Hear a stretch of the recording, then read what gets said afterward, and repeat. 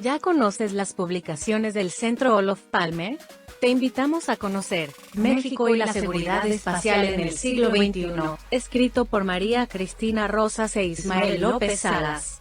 En esta obra aprenderás sobre el espacio exterior, su uso, su vinculación con la política internacional y las leyes que lo rigen. Adquiere ya México y la seguridad espacial en el siglo XXI. Envíanos un mensaje a través de nuestras redes sociales para adquirir esta y otras obras del Centro Olof Palme México. Contáctanos hoy mismo.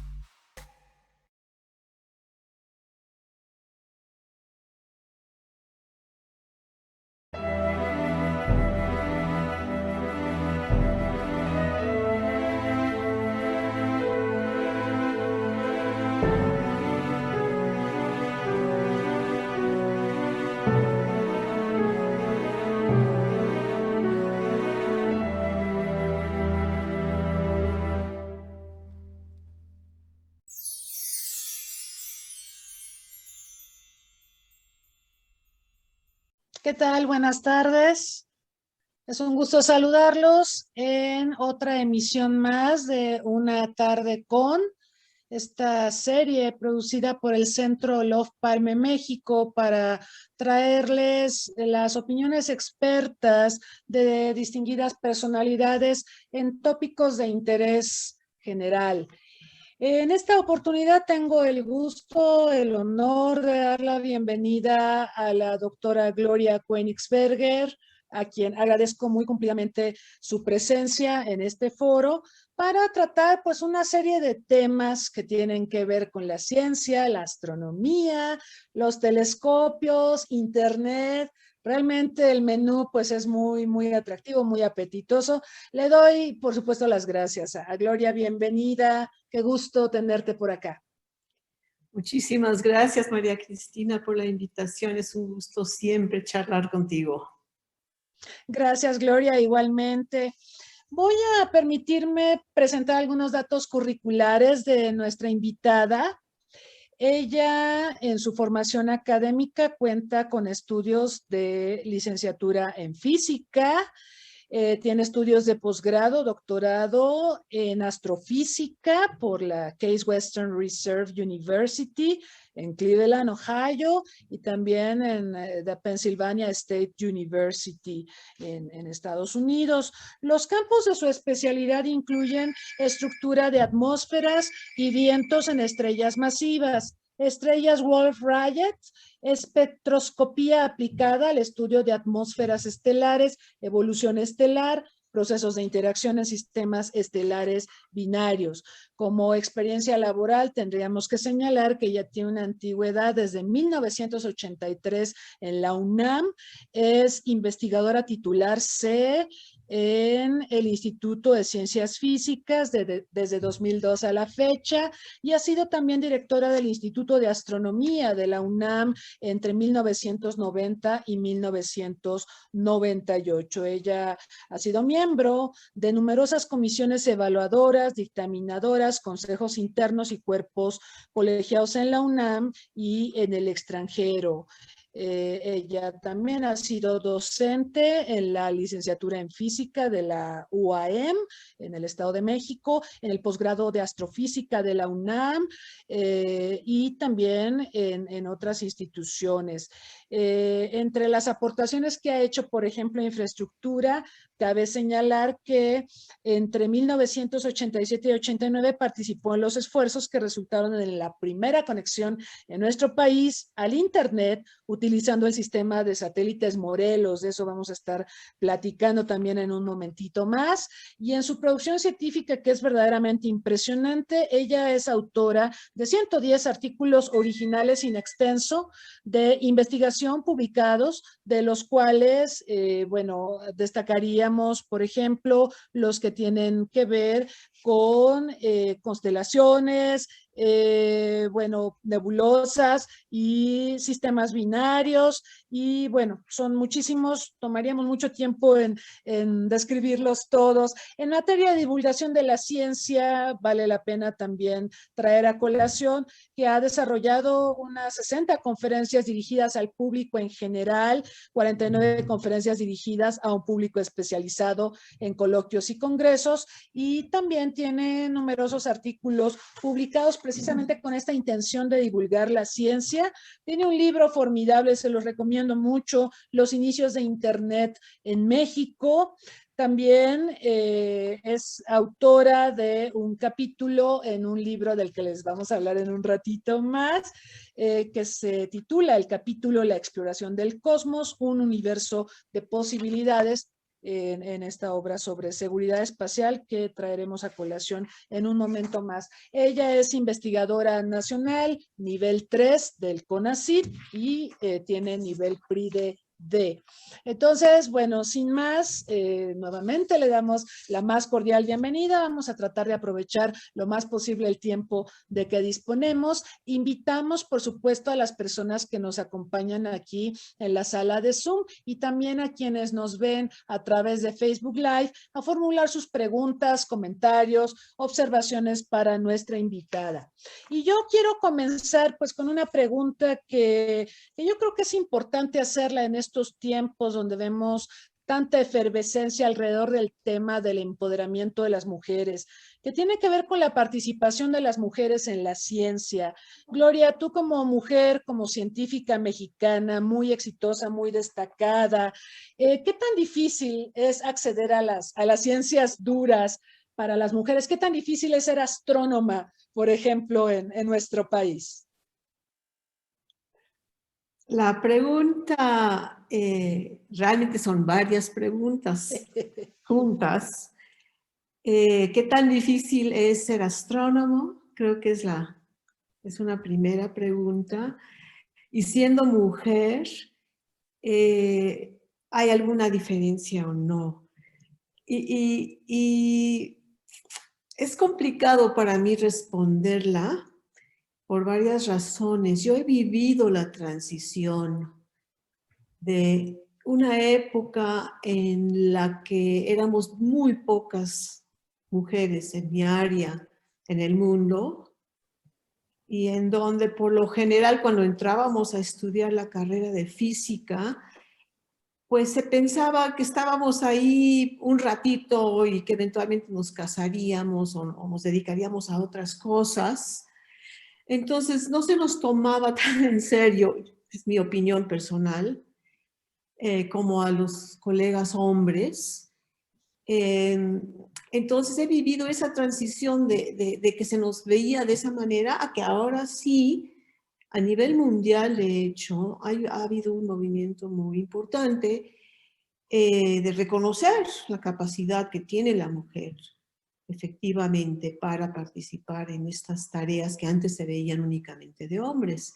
Hay unas anécdotas muy simpáticos, por ejemplo, en los 50s había tan pocas mujeres astrónomas y no se esperaba que fueran a un telescopio, que los telescopios en Estados Unidos tenían sanitarios, pero eran únicamente para hombres, no había sanitarios para mujeres, ¿no? Entonces, todo eso, pues claro, ha ido modificándose y ya ahora a nivel mundial ya somos bastantes y hacemos mucho ruido, aunque no seguimos siendo una minoría. Yo creo que menos del 30% de los astrónomos del mundo somos mujeres, pero hacemos bastante más ruido de lo que hacíamos antes, nos sentimos con más confianza. Y yo creo que las nuevas generaciones no sufren tanto de este síndrome. Hay un síndrome que se llama el síndrome del impostor. Y yo confieso abiertamente que yo sufro de ese síndrome, ¿no? Entonces, el síndrome del impostor es el pensar que uno nunca hace las cosas como uno debería de estarlas haciendo. Que si nos reconocen algo, nos lo están reconociendo por razones distintas a nuestra propia capacidad. Ese es el síndrome del impostor. Y sí, yo confieso abiertamente que nunca he pensado que lo que yo hago es tan importante ni tan relevante como lo que tienden a hacer colegas masculinos, hasta que me pongo a revisar ya en más detalle, ¿no? De que yo hice programas, ¿no? Escribí mis propios programas, hice mis propios cálculos, escribí mi propio artículo. No, pues sí, ¿no? Pero efectivamente, yo creo que en términos generales, el camino no ha sido tan fácil para las mujeres como ha sido para los hombres. Entonces, dirías que es más fácil ahora. Bueno, por supuesto, falta mucho camino por recorrer, pero respecto a los tiempos que tú relatas cuando tú comenzaste a incursionar en estas ramas del conocimiento, respecto a lo que ves ahora, si observas un avance. Un avance muy grande. Sí, por ejemplo, en los congresos hace 20 años, yo pensaba, o sea, si yo iba a hacer una pregunta, la pensaba 20 veces y pensaba en todas las posibles respuestas que podría darse a la pregunta para verificar que no era una pregunta tonta la que estaba yo haciendo. Hoy en día se me ocurre una pregunta y la hago casi en el instante, ¿no? Y no me importa si me consideran, o sea, que consideran que la pregunta no es muy relevante.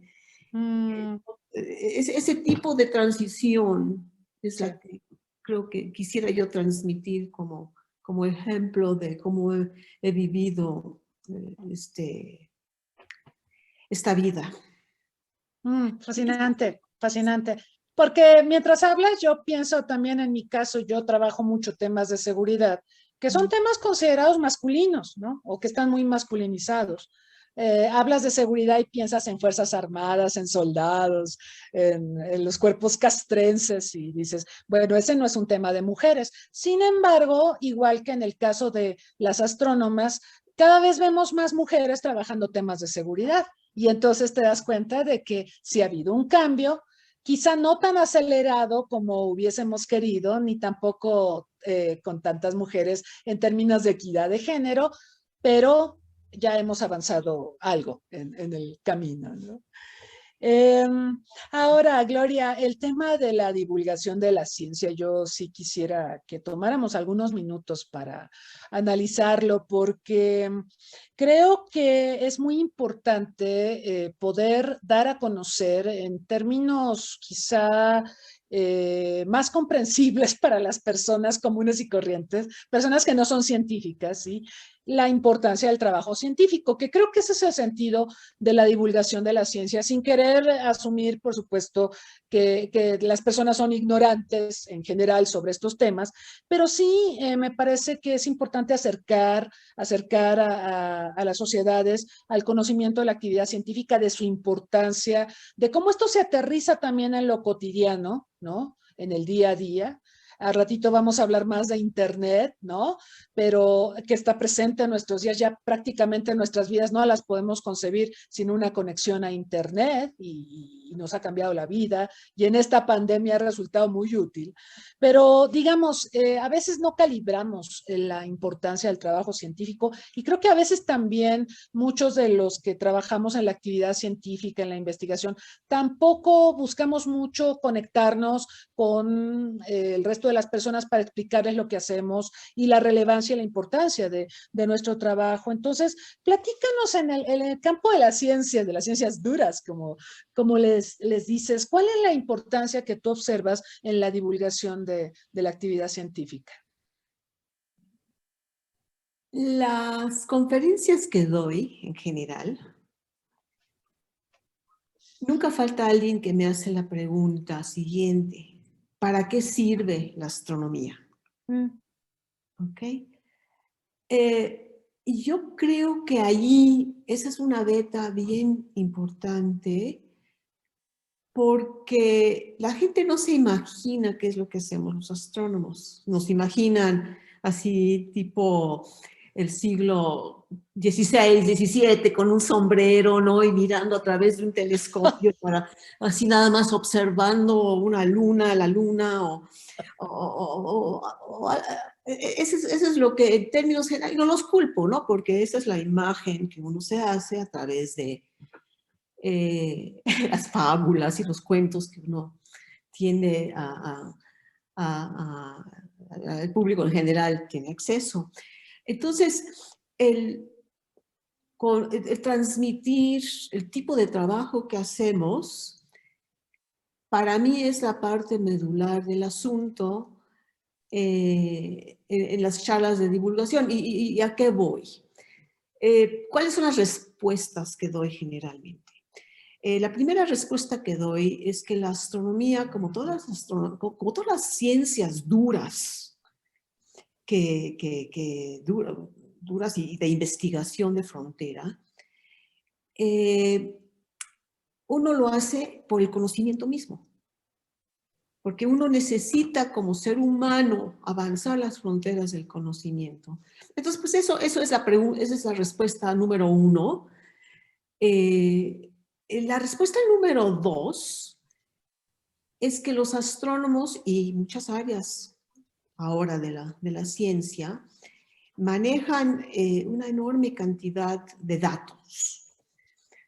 Okay. En años recientes, el término Big Data, grandes datos, se ha vuelto muy de moda, ¿no? Porque finalmente en áreas como la economía, inclusive la sociología, se han dado cuenta que pues bueno, hay que manejar números, 100 millones de personas. Es más, ahorita en época de COVID, cuando se habla de 100 millones de la población y que llegaron, pues necesitamos 200 millones de vacunas y eso implica 200 millones de personas. O sea, el manejo de estos números muy grandes es complicado para la gente en general.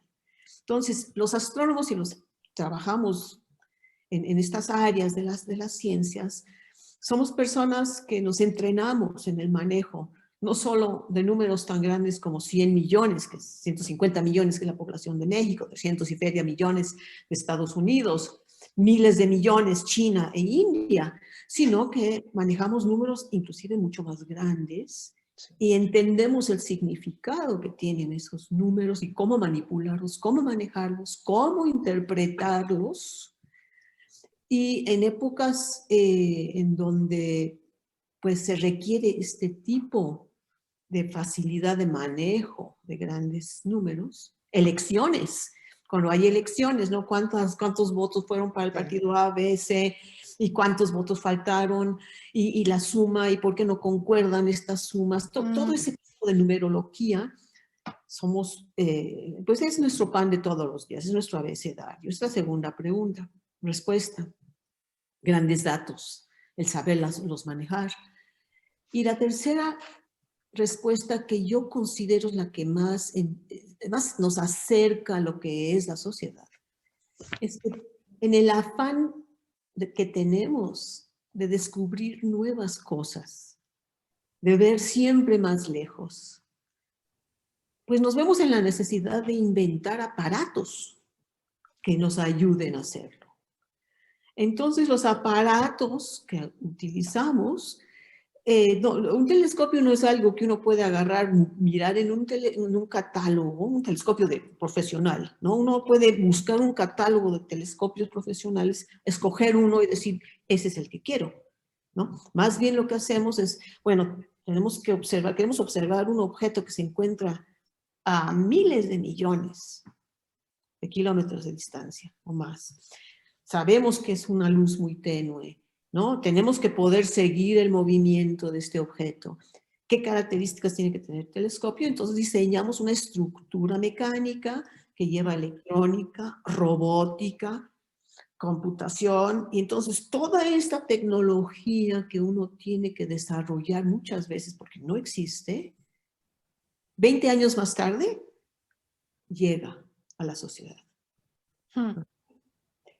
Entonces, esa parte es la que quizás también habría que enfatizar en términos de países como México, que quiere que la investigación científica dé frutos y resuelva problemas de ahorita.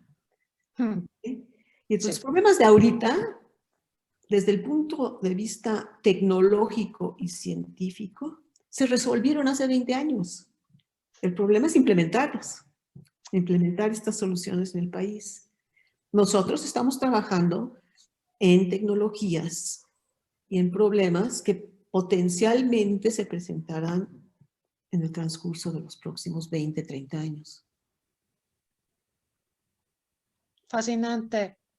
Yo añadiría a esto que dices de la necesidad del conocimiento por el conocimiento mismo, este afán de saber más. Añadiría que también en la medida en que aprendes y aprendes y aprendes, te das cuenta del mar de cosas que ignoras, ¿no? Eso, tú hablabas ahorita de un síndrome, el síndrome del impostor. Yo hablaría del síndrome, de otro síndrome, ¿no? El síndrome de darte cuenta de que el conocimiento es muy vasto y no vas a terminar en toda la vida, por más que estés estudiando, por más que aprendas, por más que tengas una disciplina de hoy voy a leer tantos libros, tantas páginas, tanta información, no vas a terminar de abarcarlo porque el conocimiento es vastísimo, ¿no? Ese sería el síndrome del conocimiento vasto, ¿no? Sí. Entonces creo que ese también es otro aliciente para la divulgación científica, ¿no? Y otra cosa que va junto con pegado, yo te diría, yo he estudiado muchas cosas en mi vida de distintas disciplinas y todo lo que he estudiado me ha resultado útil en algún momento de mi vida. Exactamente. Mm. Y creo que también el otro concepto importante no se trata de memorizar un montón de información. Exacto. Se trata de entender cómo funciona algo, cómo opera algo, y una vez que entiendes cómo funciona, utilizarlo o por lo menos saber las limitaciones que tiene ese sistema. Por ejemplo, un ejemplo de ya hace algunas décadas es cuando hubo una elección en México. Creo que fue la primera vez que se hicieron disponibles las bases de datos de todos los votos de la población. Y entonces hubo personas que bajaron estas bases de datos a sus computadoras y de repente hubo gritos de que faltan votos, ¿no? Están haciendo fraude aquí, pues porque me están diciendo que hubo tantos millones de votos y yo nada más estoy viendo 100,000 o ya no me acuerdo los números, ¿no? Por ahí va la cosa. Resultó que la gente estaba usando hojas de cálculo de Microsoft Excel. Y el Microsoft Excel en esa época, no sé si ahora ya se remedió el problema, tenía un número limitado de renglones que aceptaba. Y entonces cargaba los primeros N y no cargaba el resto. Entonces la gente estaba haciendo un análisis con información y no se daba cuenta. Entonces, es, por ejemplo, un tipo de problema al que nos podemos enfrentar cuando hacemos uso de una tecnología que realmente no estamos entendiendo sus ámbitos en donde funciona y sus limitaciones. Claro, claro. Sí. Que en este sentido, pues yo quisiera preguntarte sobre telescopios, que es un tema muy amplio, vastísimo, pero pues estaba viendo que está programado que el 31 de octubre pongan en órbita el telescopio James Webb, que es considerado pues para precisamente estos fines que perseguimos de conocer más, de poder visualizar cosas más remotas que, por ejemplo, las que podemos visualizar con el Hubble, ¿no? Que nos cuentes un poco, cómo se ha desarrollado este proyecto, qué estás haciendo, porque tú estás en un equipo internacional que está directamente relacionado con el James Webb y en su momento también participaste en reparaciones, ¿no? Del Hubble, en extender su vida útil, me parece que me comentaste. A ver, Gloria, por favor, eso es fascinante.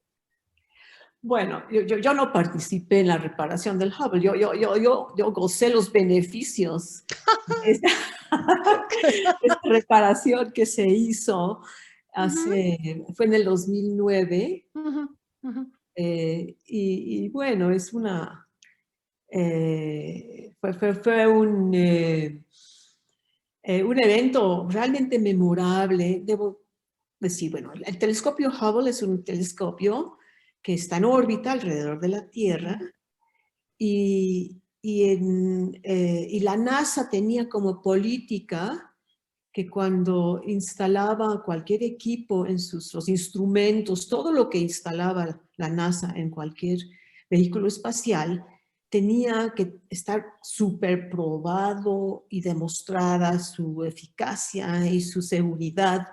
Y esto lo que implicaba es que si lanzaban un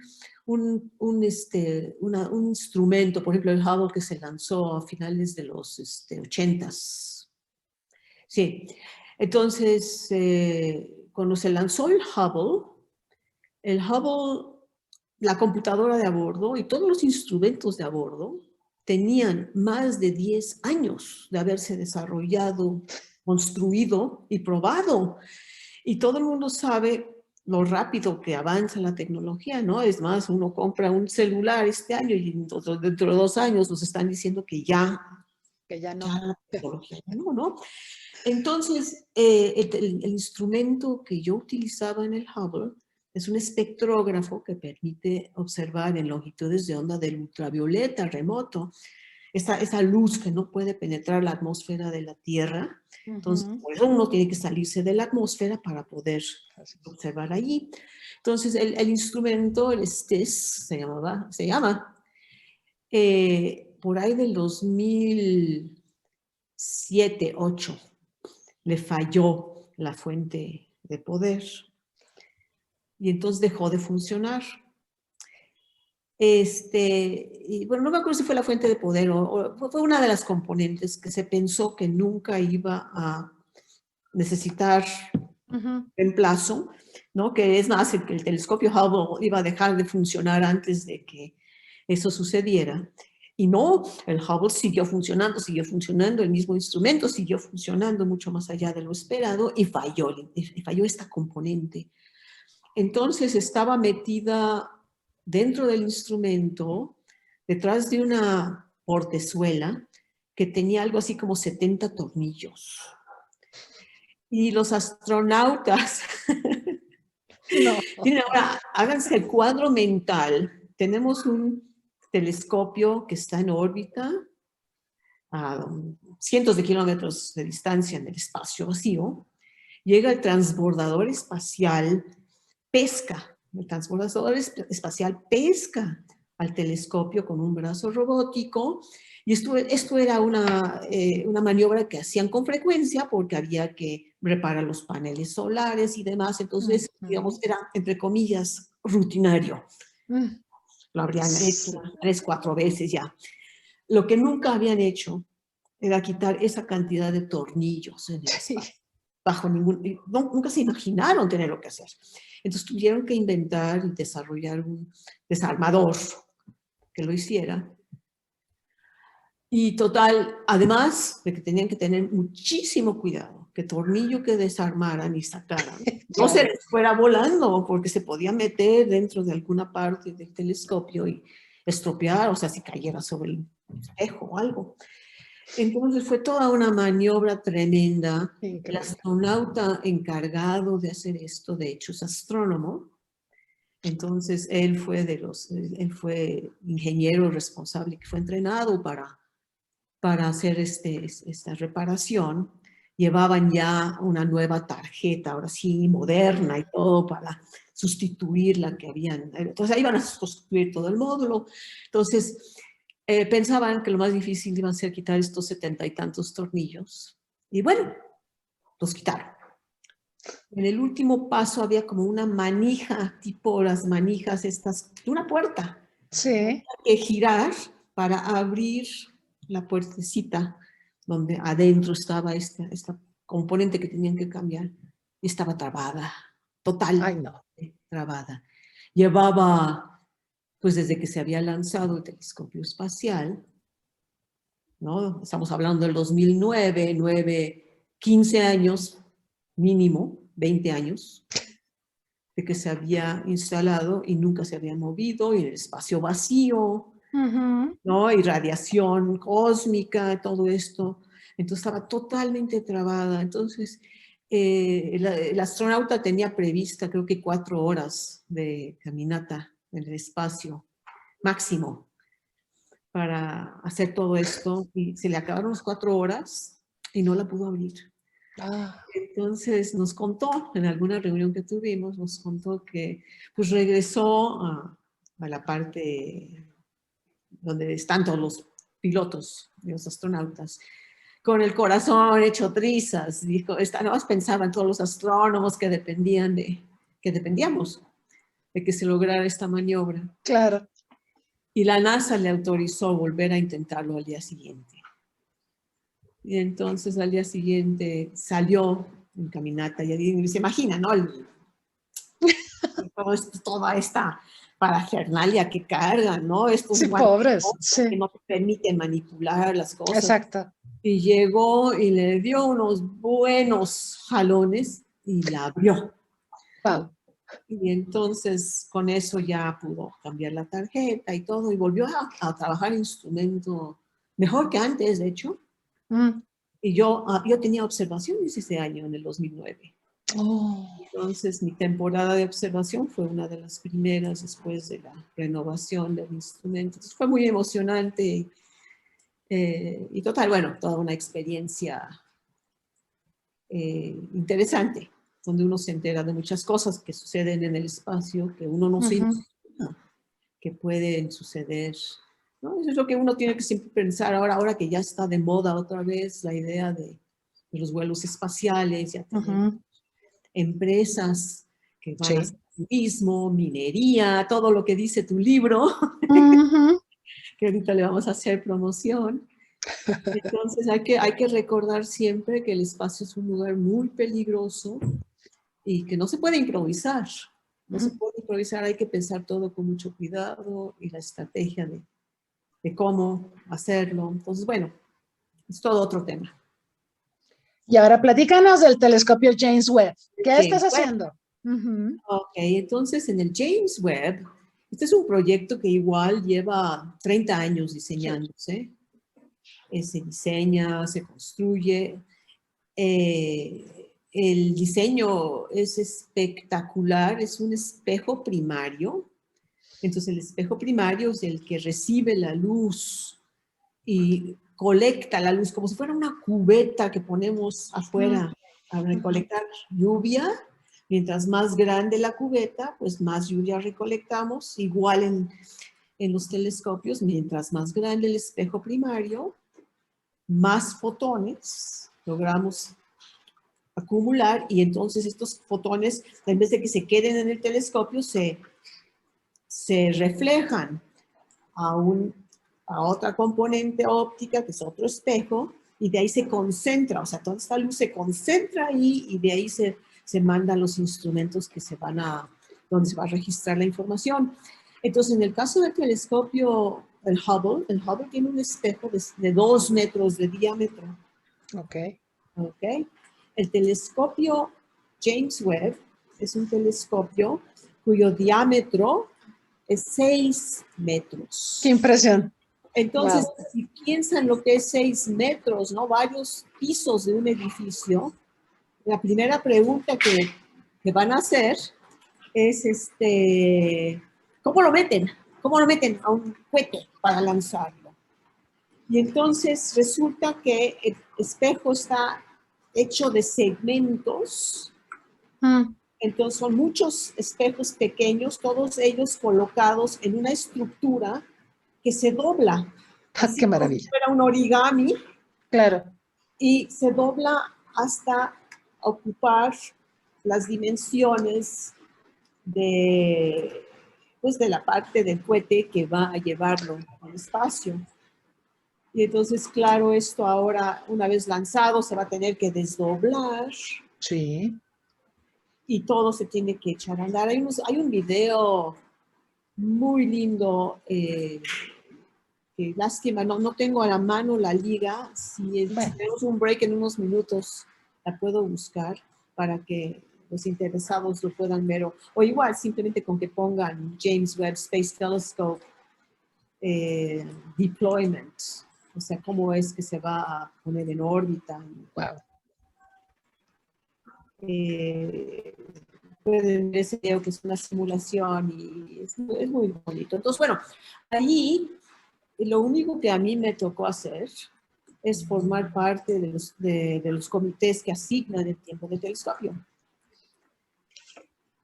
Estoy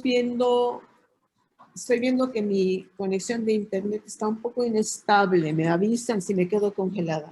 Claro, te avisamos, pero te escuchamos todavía. Porque está lloviendo. Sí. Bien. Entonces, la maravilla de estos proyectos internacionales es que son financiados con recursos de los países responsables. En este caso, James Webb es financiado por Estados Unidos, Japón y la Unión Europea. Me parece que Gran Bretaña también tiene una parte allí. Pero una vez construidos y lanzados, el uso está abierto a toda la comunidad científica mundial. Maravilla. Entonces, el tiempo de telescopio lo asignamos y formé parte de estos comités en febrero. Reciben estas y uno las evalúa.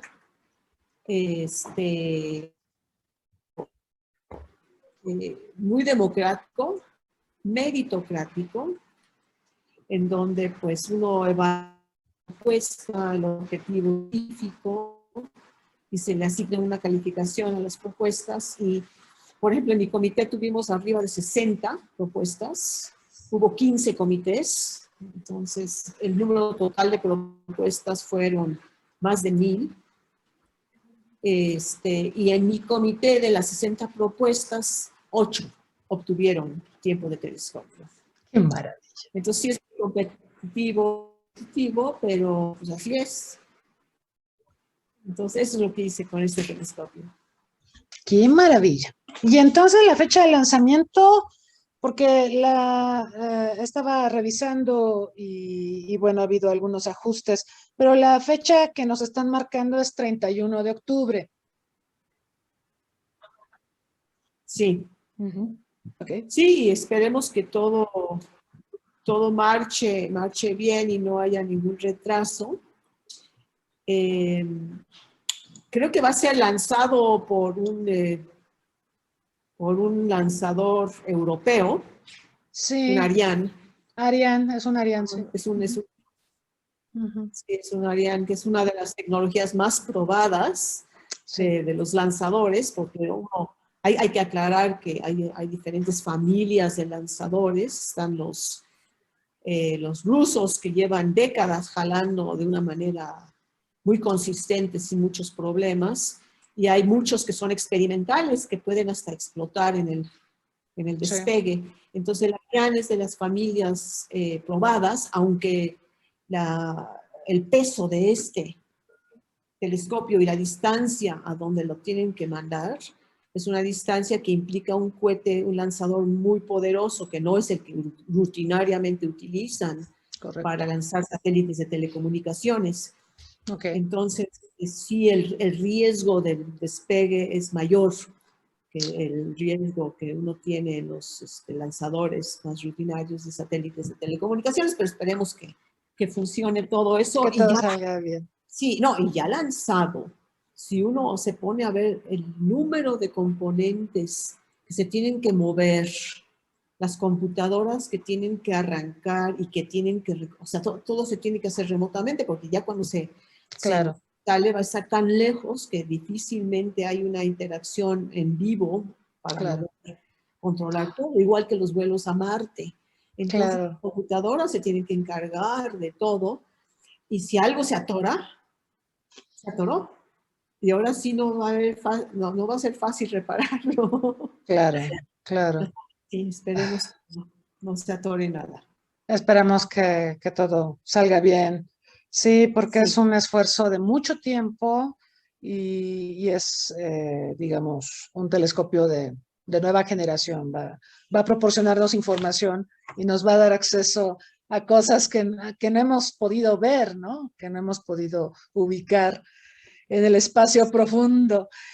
Gloria, bueno, vamos a pasar a una parte que normalmente le pedimos a nuestros invitados, que es el formular una pregunta para obsequiarles un libro. El libro que vamos a obsequiar hoy, bueno, lo hemos estado mencionando, es un libro que se llama México y la seguridad espacial en el siglo XXI.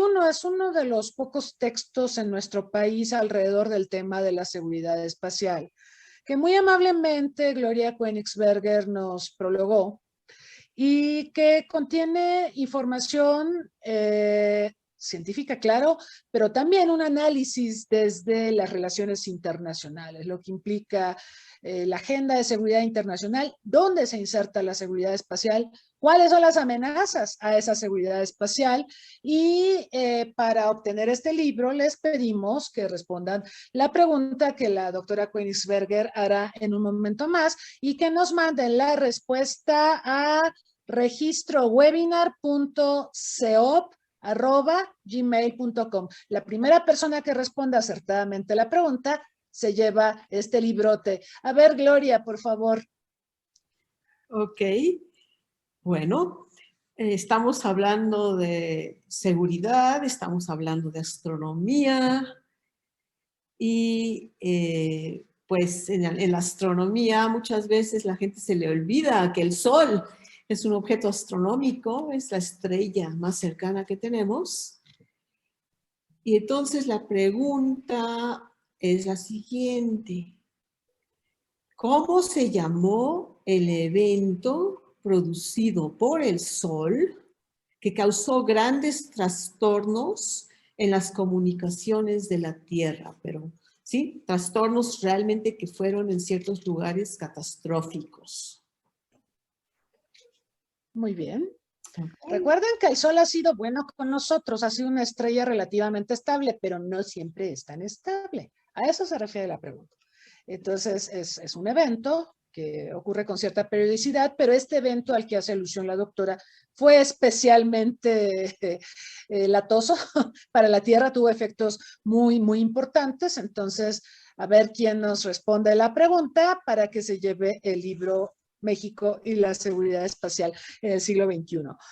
Gloria, bueno, ahora, bueno, me gustaría mucho que habláramos del tema de Internet, de tu trabajo pionero para la introducción de Internet en México, porque este es un tema verdaderamente fascinante que es digno de ser ampliamente difundido y conocido. Muchos de los que estamos aquí conocemos la historia, conocemos tu libro, pero qué mejor que te tenemos aquí para que nos platiques cómo fue el proceso pionero para introducir Internet a nuestro país, a partir de tu campo laboral, a partir de tu campo de conocimiento.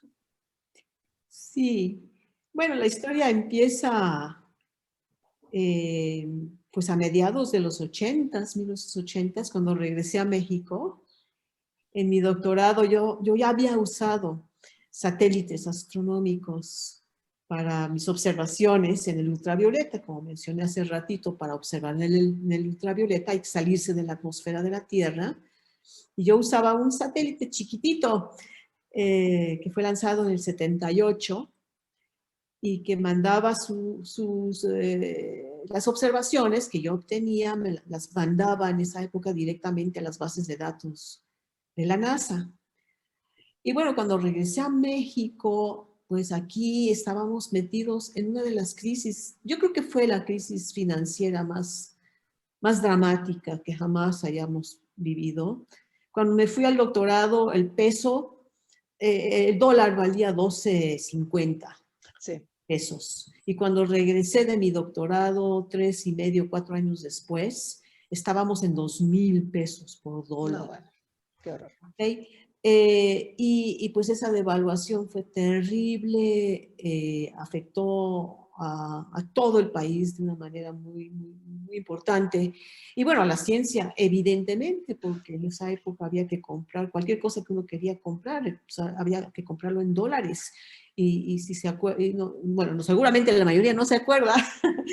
Yo sí me acuerdo, una computadora no era como hoy en día que uno puede ir a la Mac o a cualquiera, o a la Dell o cualquier tienda en 30,000 pesos, 60,000 pesos, 100,000 pesos comprar una computadora. Las computadoras valían millones, cientos de miles de dólares, ¿no? Y había que pedirlas con un año de anticipación, etc. Exacto. Y eran unos monstruos que ocupaban habitaciones completas. Sí. Correcto, y que además tenían menos CPU y menos memoria de lo que tienen nuestros, bueno, que tenían los celulares de hace 20 años, desde 10 años, porque ahora ni se diga, ¿no? Entonces, y pues sí, no teníamos nosotros en el instituto una computadora que me permitiera usar eso. La información que traía yo traía información en lo que se llamaban cintas magnéticas, unas cosas enormes, Sí. rollos así, Sí, tipo, sí, sí. como lo que uno ve en las películas de los 40, ¿no? Y bueno, entonces yo me tenía que regresar a Estados Unidos cada que necesitaba hacer algo con mi información.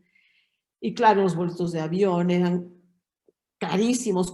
Un boleto de avión costaba lo que me pagaban a mí en todo un mes, y el instituto me daba la mitad de eso para comprar un boleto de avión. En fin, historia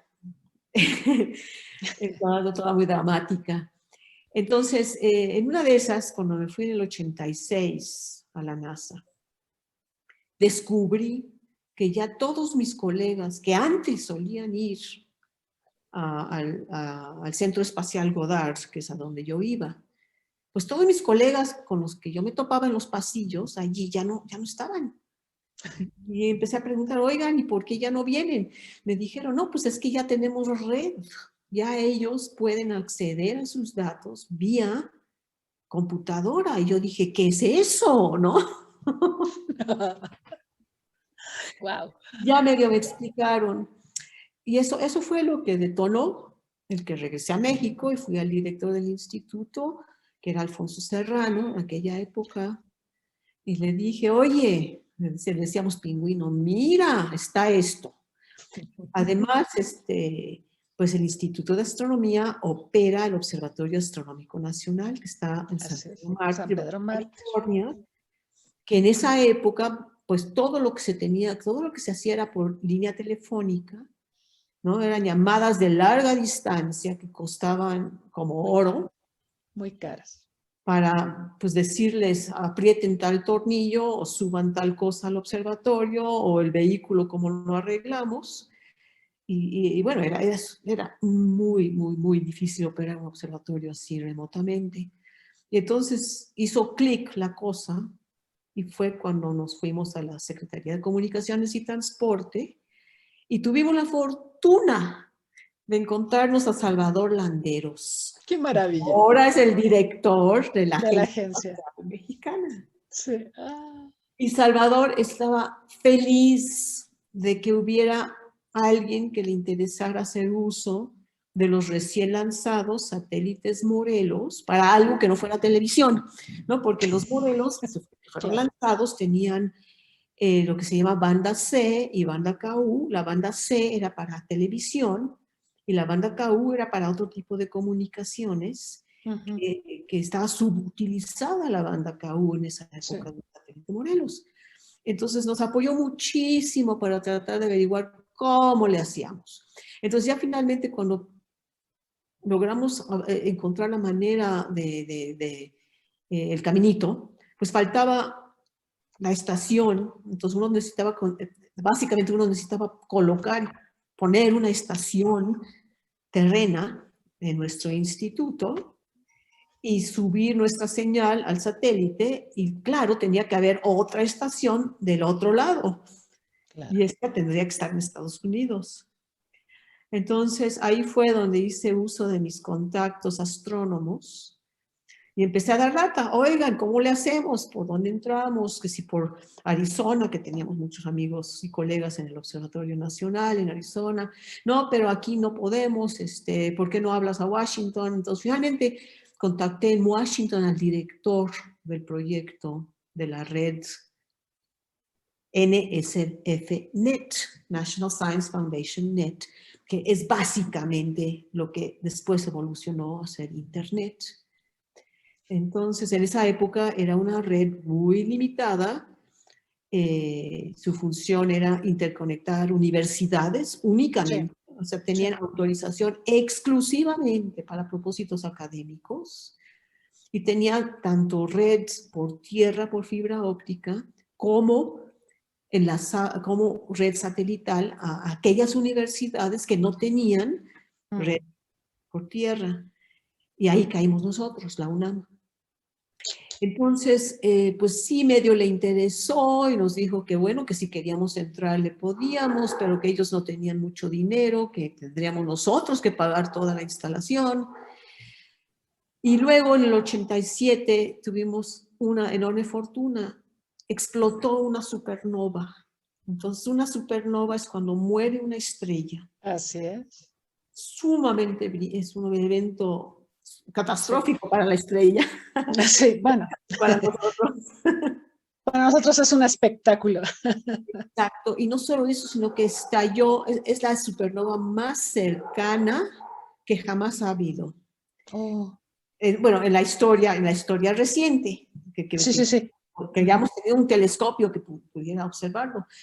Pero para mala suerte de nuestros colegas en Estados Unidos, explotó en el sur.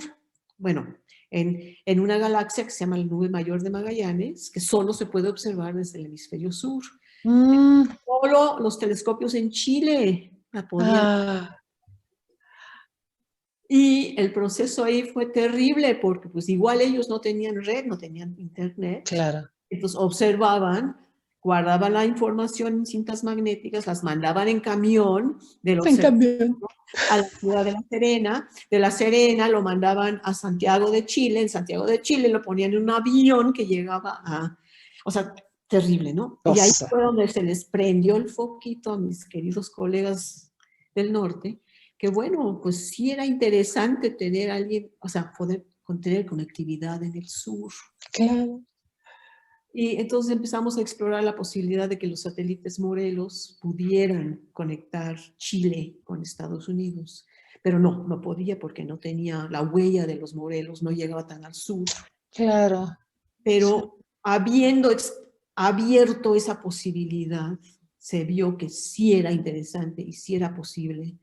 Y entonces Estados Unidos, la National Science Foundation y la NASA acordaron ellos financiar la estación terrena en Colorado, que Wow. sería nuestra, o sea, era básicamente para nosotros. Wow. Ellos financiaron esa estación, la UNAM financió la que pusimos en astronomía, Wow.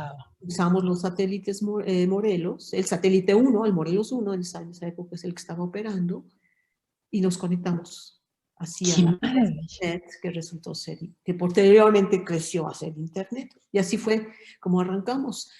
Y bueno, lo importante aquí es que jamás nos cruzó por la mente que esto llegaría a ser lo que ha llegado a ser.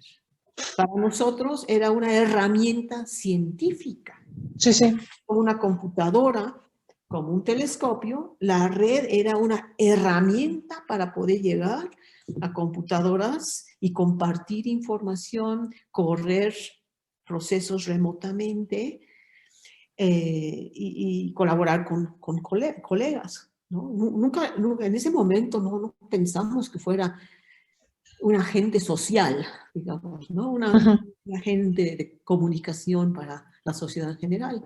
Y bueno, sucedió. Ahora, estoy hablando, nuestra conexión fue en el 89.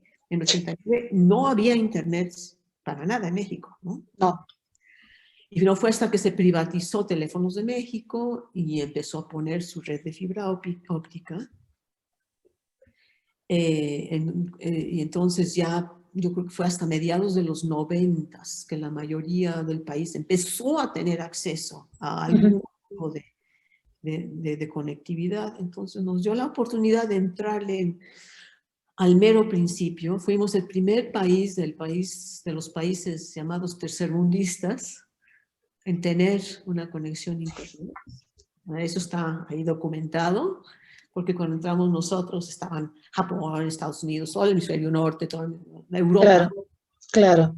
Y creo que el único país que nos ganó fue bueno, y ni siquiera es el país, sino que haciendo la misma estrategia que hicimos nosotros, pusieron una estación terrena en el observatorio en Chile. Sí, Entonces, aunque estaba en Chile, pero era en el observatorio norteamericano, así que claro, claro. no cuenta como país Chile. Entonces, sí.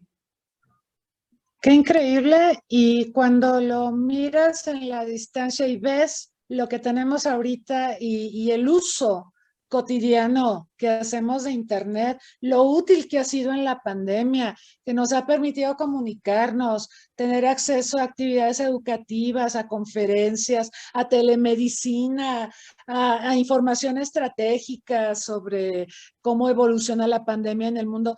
Te quedas maravillada, ¿no? O sea, Sí. efectivamente yo creo que en aquellos tiempos no se vislumbraba lo que podría llegar a ser, pero ha sido tremendamente importante, formidable. No, y la moraleja otra vez es esa, ¿no? El Internet se empezó a desarrollar en la década de los 1960s. Así es, así, En todos así. los 70 se siguió trabajando en el software, en los 80s. ¿Ok? Nosotros nos conectamos en el 89 y la sociedad mexicana está gozando, bueno, empezó a gozar, digamos, alrededor del año 2000 Sí. de los beneficios de esta tecnología, Ujú. pero que en el fondo, o sea, que fue algo que en sus principios era tecnología de frontera Sí. y impulsada en gran medida. Yo no diría en totalidad, porque la parte militar sí Esa fue fue determinante, claro. Ujú. seguridad nacional. Ahí también, ¿eh? Ahí también Claro, la parte claro. de seguridad nacional, pero muy importante. Eh, pero ya el desarrollo que a mí me tocó ver estaba siendo totalmente impulsado por científicos que lo que queríamos, bueno, yo no desarrollé nada, pero mis colegas lo que querían era poder, pues ellos querían pues compartir los datos oceanográficos, los datos de la atmósfera de la Tierra. Yo, gente como yo, quería datos astronómicos y así como yo hubo muchos colegas que sí eran muy competentes en la programación de software y que también contribuyeron de forma importante a desarrollar pedazos del software. Entonces ese es el otro concepto tan lindo, ¿no? Que no es un software desarrollado por ninguna persona, ninguna empresa, ningún país en particular, sino fue desarrollado por una amplia comunidad Mm. en donde toda la comunidad tuvo acceso a todo el software como para poder insertar su pedacito que le tocaba ir empujando. Entonces, yo creo que toda esa historia tiene implicaciones muy valiosas para cómo debe de operar una sociedad, las Mm. sociedades en general, y la importancia de cosas que uno no sabe si van a servir para algo o no, pero seguirlas empujando. Claro, formidable, formidable, es una historia formidable que de verdad te agradezco nos la hayas relatado con este nivel de detalle que siempre también es muy estimulante, ¿no? Intentarlo y hablar con las personas y seguir insistiendo hasta que logras el objetivo. Eso es muy aleccionador. Mira, nos contestó Linda Connie. Aquí está la respuesta a la pregunta. Dice, la respuesta es la tormenta solar de 1859, que hasta ahora ha sido la más potente que se tiene registrada. También se conoce como evento Carrington. Muy bien. Ya se Felicidades. llevó su libro. Esa es la respuesta. El famoso evento Carrington, que incluso había auroras boreales en el Ecuador, donde nunca vemos auroras boreales. Ese es un efecto que provocan las tormentas solares, entre muchas otras cosas en la Tierra, ¿no?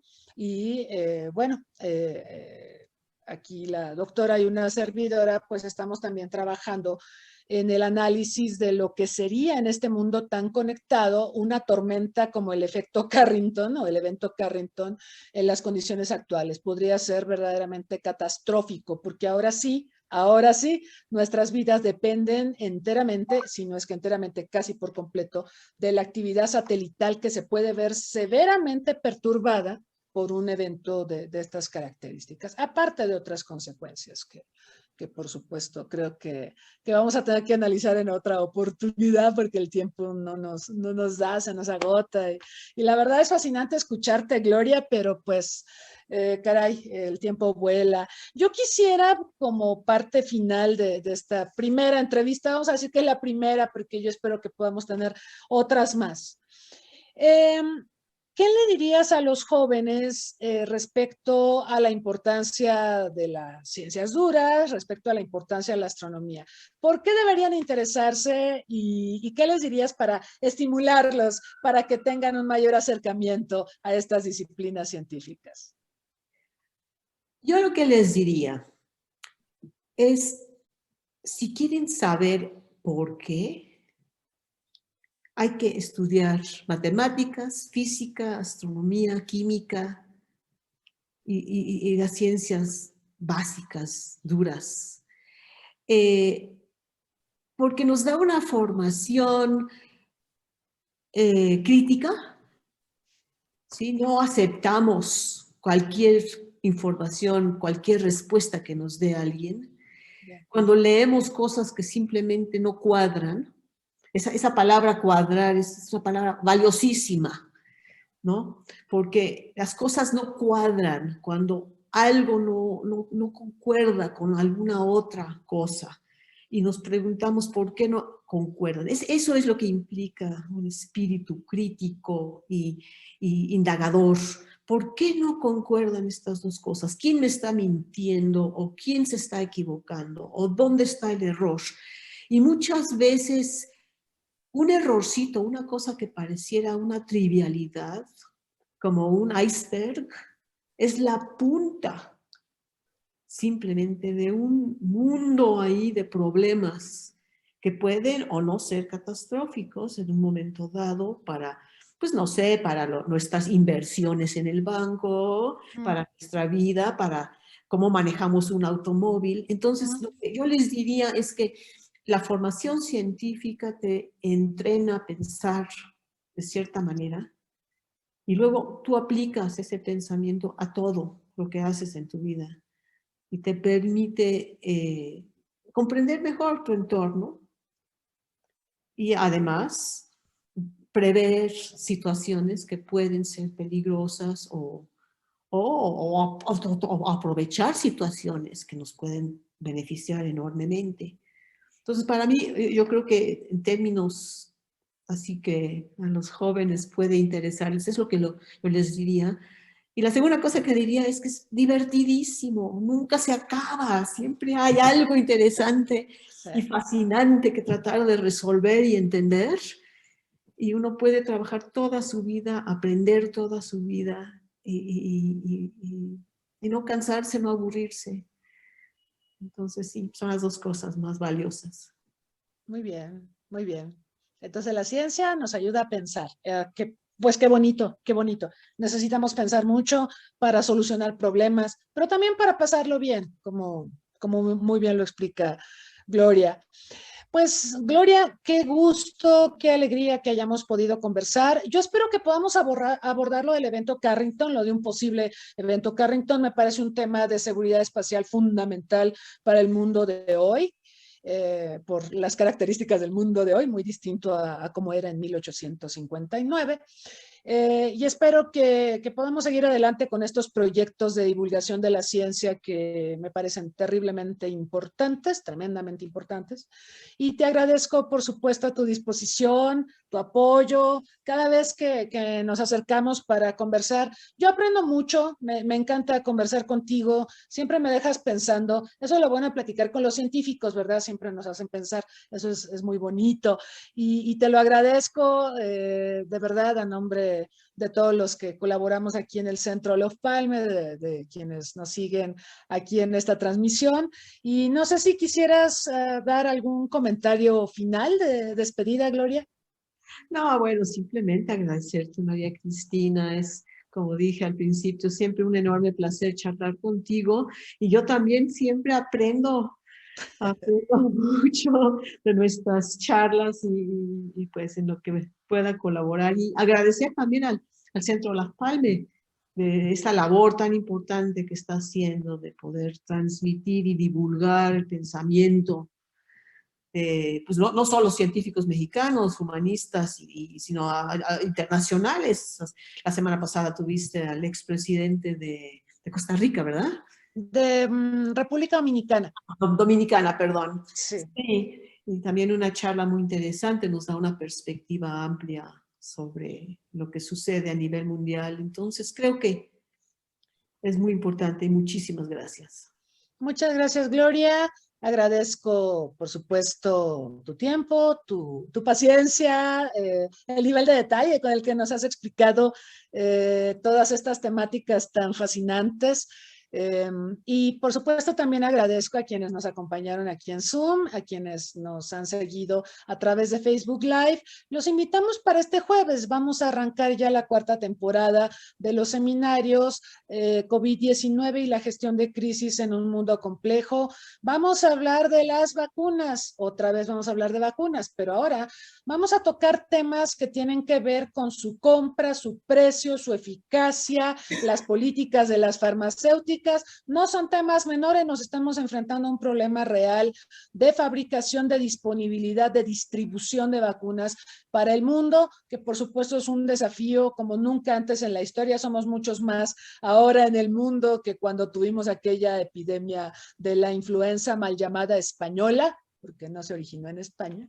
Así le pusieron porque España sí contaba a sus muertos. Pero bueno, ahora tenemos retos enormes en materia de inmunización. Vamos a hablar de esto, de las políticas de las farmacéuticas, precios, accesibilidad, en fin. Arrancamos este jueves a las 11 de la mañana. Los invitamos a acompañarnos. Y el próximo 1 de junio vamos a tener al ex titular del Banco Interamericano de Desarrollo, a Enrique Iglesias, quien nos va a hablar de la crisis pospandémica para América Latina, el trabajo que se podría hacer a través del BID, la experiencia que él acumuló en este importante banco y la integración latinoamericana, entre otros muchos temas. Los invitamos a que nos visiten en nuestras redes sociales, denos un like si así lo desean y también escríbanos, díganos qué temas les gustaría que abordáramos y a quién les gustaría que invitáramos y por supuesto estaremos a sus órdenes para escucharlos y atender sus comentarios, dudas y sugerencias. Muchas gracias, les deseo una muy buena semana, gracias de nuevo a nuestra invitada y nos vemos muy pronto. Buena tarde.